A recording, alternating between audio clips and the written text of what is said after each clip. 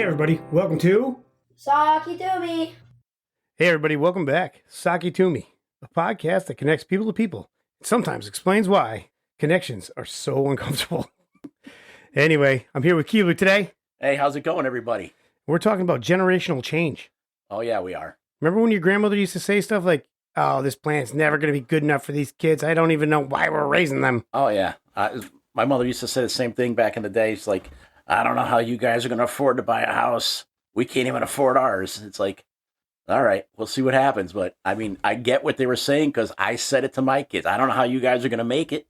I just hope that everything works out for you. I've said the opposite the entire time. Really? Yeah, it's like you're just going to do it. Yeah. You don't have any, they don't know any different. They don't know what it was like in 1950. Right. Well, So they kind of plant the seed in your head, and then you're like, how the hell am I going to make it, you know? Yeah, how am I going to walk uphill both ways to school in the snow? Yeah, barefoot. Barefoot. I used to hear that story all the time. My brother needed the shoes this day. There you go. That's what it was all about. I mean, there's boomers, there's Gen X, there's millennials, there's Gen Z, there's all kinds of different things going on. Right. And the difference between all of them, it's huge. Exactly. The gap is huge. Exactly. And it just amazes me how we all adapt to the current situation, you know, in front of us. Either, well, we're gonna delve into this, you know, dive into it, I should say. How back in the day, only one person worked. Now It's like both spouses work if you're married, and usually you have a part-time job just to make a little extra money. You have to. You have to. That's the way it goes. Exactly. So, Mrs. Keebler was nice enough to find this article, What They Said in 1957. Well, let's hear it. And the first thing, one of the things was, I'm not sure how we're going to mail a letter with the postage, and I'm a postal worker, with the postage stamps costing 5 cents. That's why I'm laughing. Now it's 73 cents. And people are like, is it really? It's up to 73 cents for a letter stamp. That was like minimum wage in 1950. Yeah. Holy shnikes. 75 cents was minimum wage. Now it's 73 cents to mail a stamp. It would take mail a letter. It would take you 1 hour's worth of work in 1955 to buy a stamp today. Crazy. Holy shnikes. That is crazy. That's insane. Another saying, they said, I'm not sure how they're going to afford groceries when it costs $20 a week. Wow. That was in 57. And I don't know about you, but for me, if I do a full groceries, it's well over 200. You know, if you're doing like the meats and the vegetables and the fruits, and then if you have to get paper products or stuff like that. Yeah. Freaking crazy. Forget about when you need actually like toothpaste and shampoo. Exactly. Yeah. But they said $20 back then. I mean, eggs are $10 a dozen. Exactly. You know, there's half your. You get what? 2 eggs a day for your meals? Quick side note. Yeah. What the fuck is the bird flu? I have no idea. Birds get the flu? Give them a shot. Get them out. Apparently, get them back out there. How about we vaccinate the birds? Exactly. The humans don't want the vaccinations. That's what I'm saying.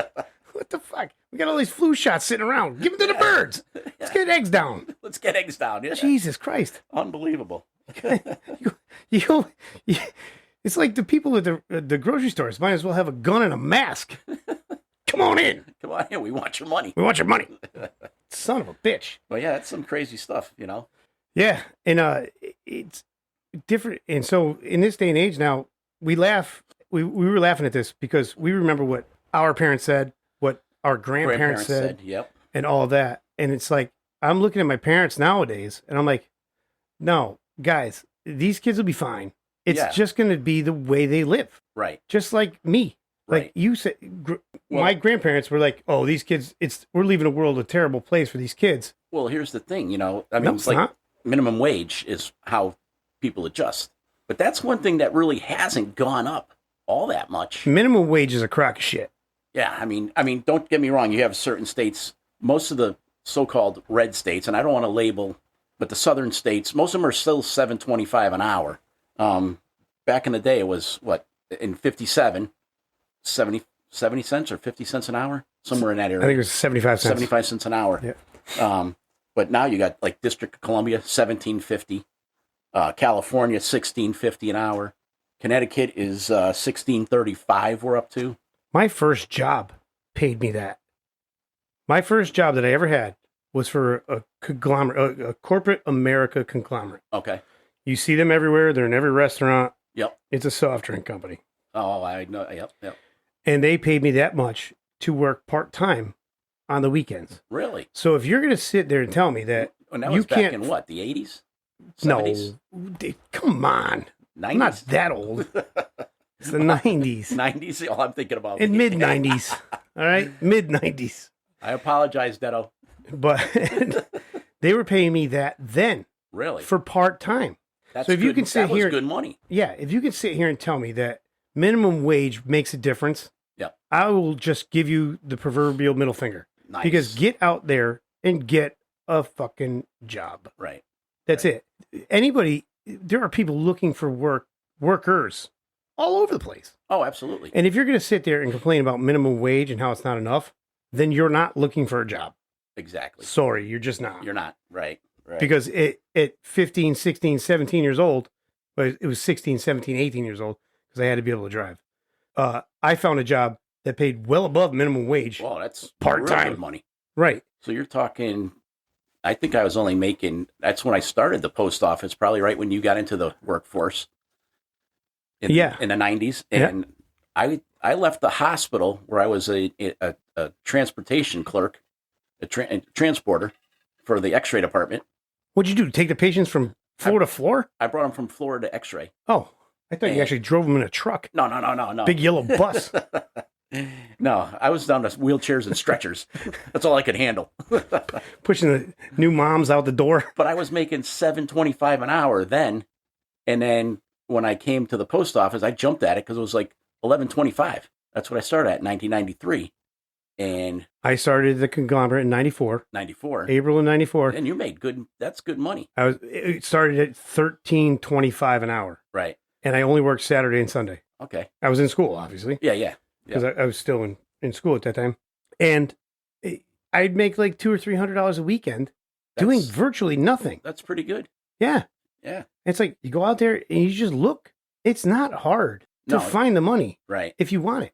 The people that are complaining about minimum wage at this point are people that don't want to work. Oh, exactly. They're looking for the reasons to not do something. So let me give you another good one here. Here we go. I got off the If this is a joke, I'm going to lose it. No. Speaking about, we're at the hospital now, so I'll stay with that. Back then was, you're cracking me up, guy. I'm in a good mood today. I see that. I am. Back in the hospital for a one-night stay was $35. Now, $3,500. You're pretty damn close. $2,800 is the average for one night in the hospital, and that's what 70 years later. Or just under, 65 years. That's a lot of cash. That's a huge contributor to the divide of wealth in this country. It's like absolutely. People that have insurance. Insurance is just paying this stuff out. Yeah.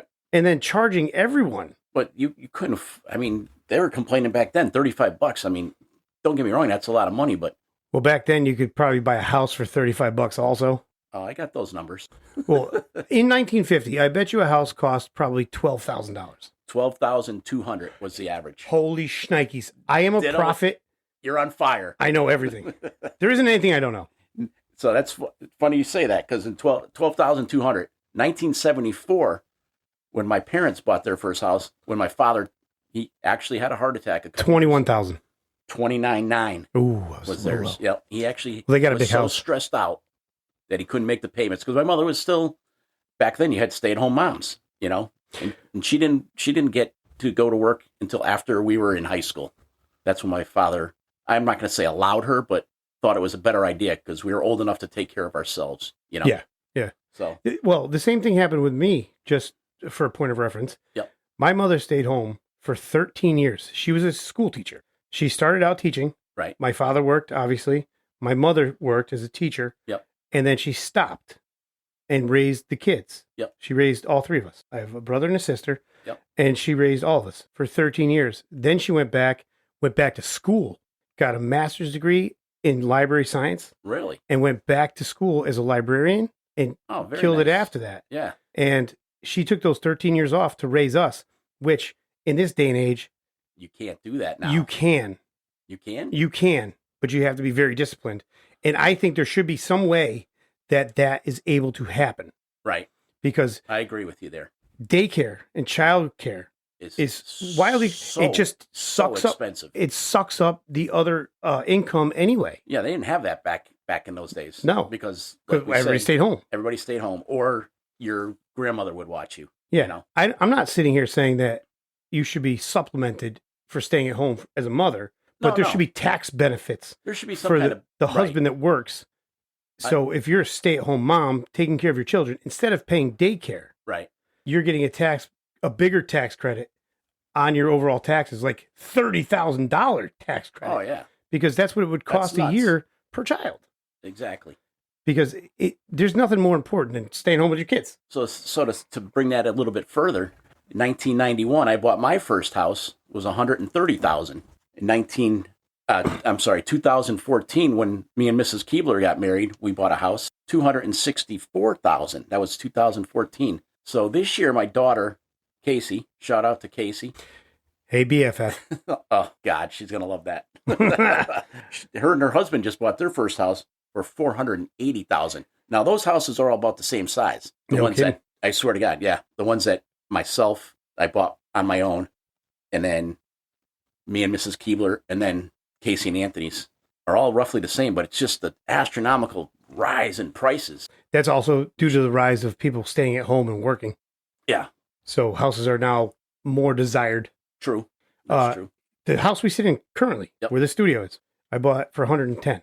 Okay. It's currently worth, I don't know, over $300,000. I was going to say it has to be well over 300. I moved out of here when I got married. Yep. And bought a house for $375,000. And then you sold it. Had to sell it after the divorce for $575,000. Wow. It's now worth $700,000.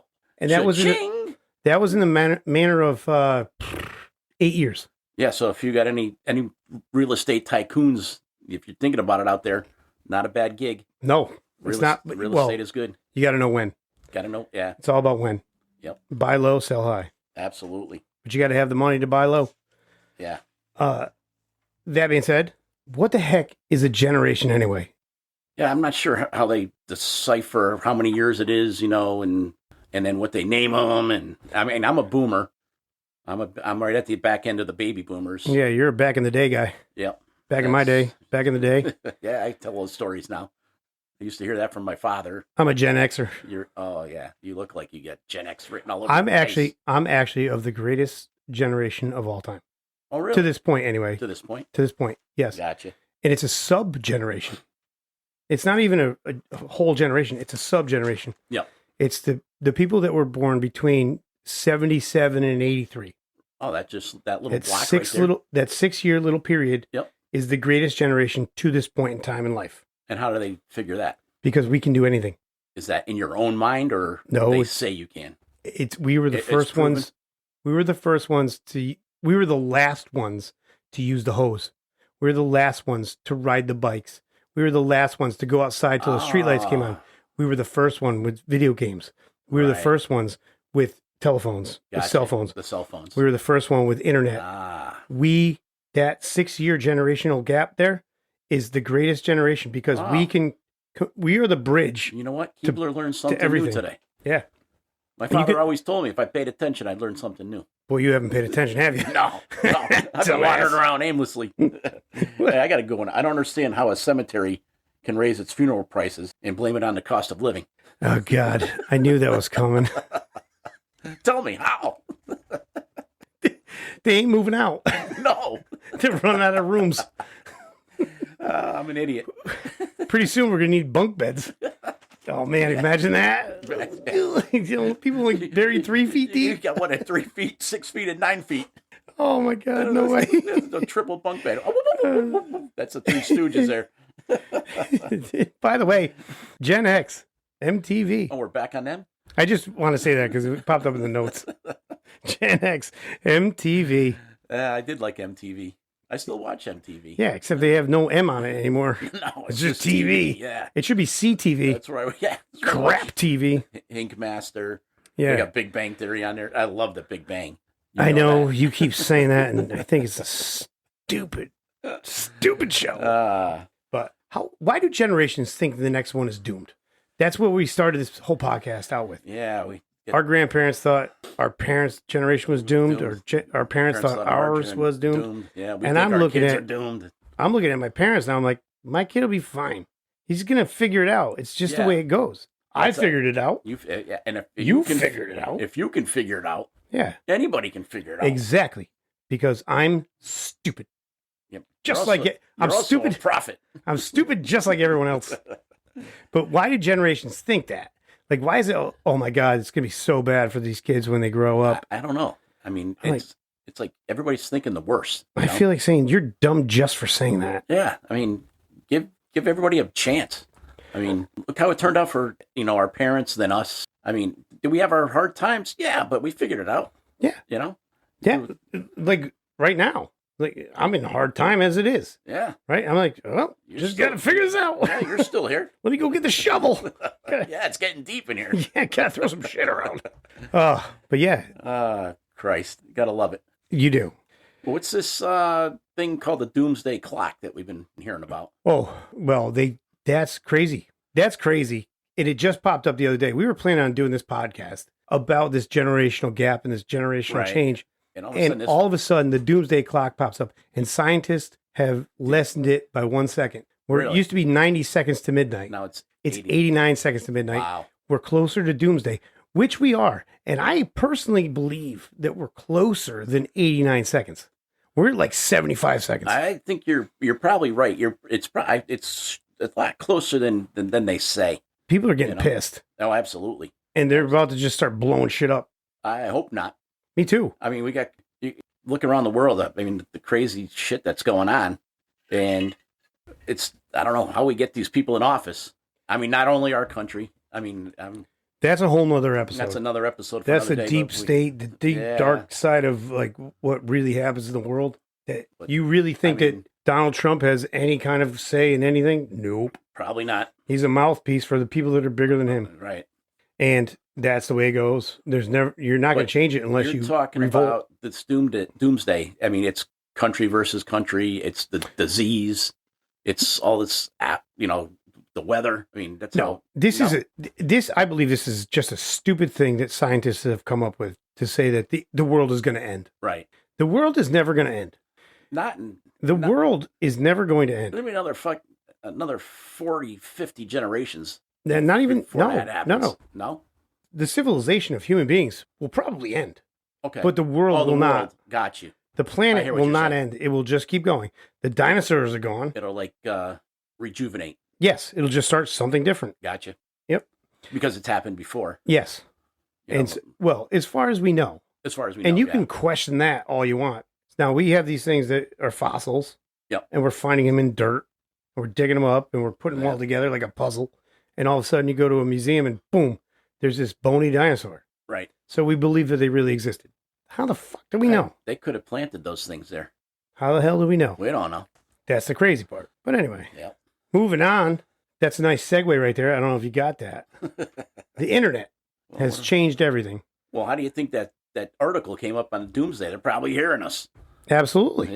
Yeah. I mean, you and I have been talking about it, and all of a sudden, boom. The internet, though, it's like a time warp. It's the Wild West without the physical guns. Okay. People just fight. Fill me in here. All right. There is no regulation over the internet. Oh, true. Right? Yeah. Yep. I can say whatever the fuck I want right now. Yeah, you can throw F-bombs out there. Oh, yeah, I'm doing it. I'm trying to, Sammy J's probably listening. Sammy J. Ham's probably listening. Ham. We don't want to have, their virgin ears. Well, you got a potty mouth. Congrats, Ham. Ham, congrats on the new job. Yeah, I'm coming to see you, buddy. Oh, boy. Should have never told him. I'm just kidding. Give me a call, though. But the internet has changed everything.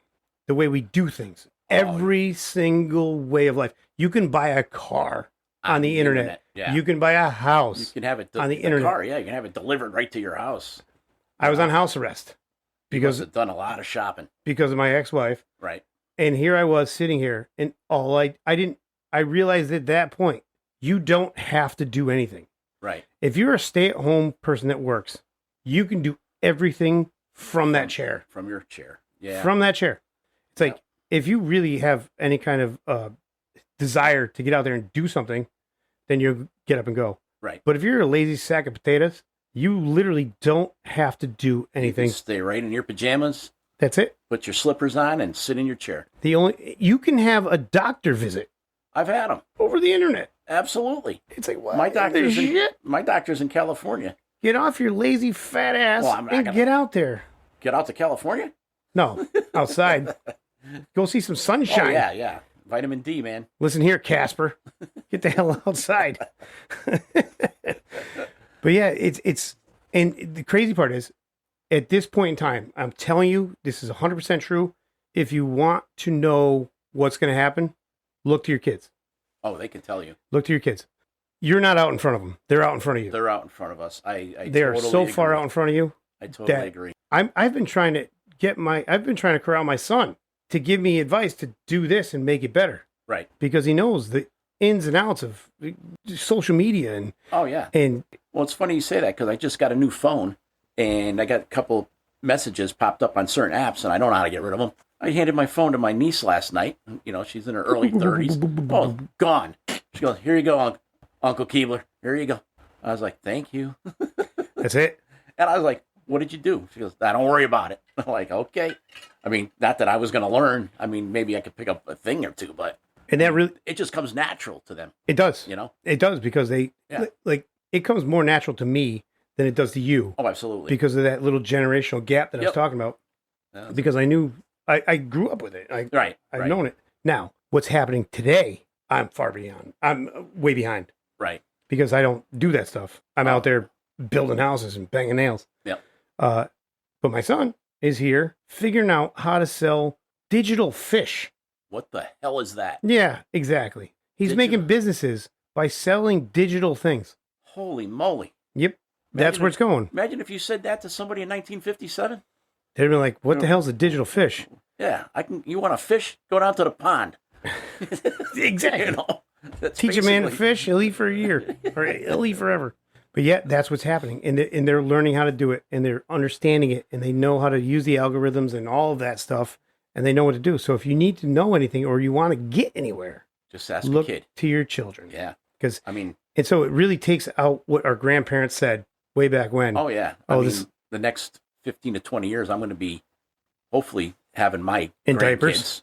Yeah. Hopefully somebody's in diapers, you know, and I'll be watching them grow up and it's going to be like, what are they going to teach us? You know, it's going to be that more advanced, I should say. And that's really the way everybody should look at it. Yeah. Instead of this life is going to be awful. I shouldn't say, I'm worried, you know, what my daughter's going to do or what my son's going to do. I should just, you know, wish them the best and just go along with the ride for the ride. That's exactly it. Because this really is where ignorance is bliss. Yeah. If you don't know anything about 1950 and you're in your own life right now, just stay in your own life. You'll be just fine. Yeah. Don't. And maybe they should never create time travel. Oh my God. Because if you see how simple it was back then, as compared to now, you might be like, you know, I don't want to go back. No. I want to stay here and wear popped collars and weird shoes. Talking about that, I just got a haircut. And there's another thing. What do they call those? Duck asses, the haircuts they used to get back in the day. Oh, yeah. Those were 50 cents.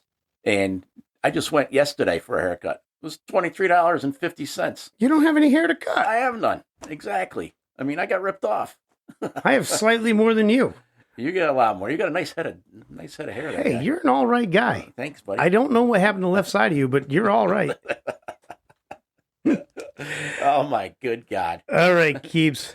We are at the end. We're done already? Already. We got to go to video here for a minute. All right. Sounds good. I'll show you my haircut on video. Check it out on Friday. See how I got ripped off. Well, check it out because it's already come out. But thanks for checking in with us. Sockeytome. Like and subscribe at sockeytome.com and join the family. Let us know what you think and tell us how bad we are at all this podcast and stuff. Hey, we appreciate you all. We do. We appreciate all of you. So that being said, as always, be good.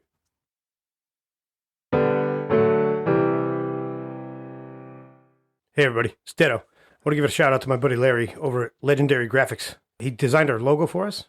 Came out fantastic.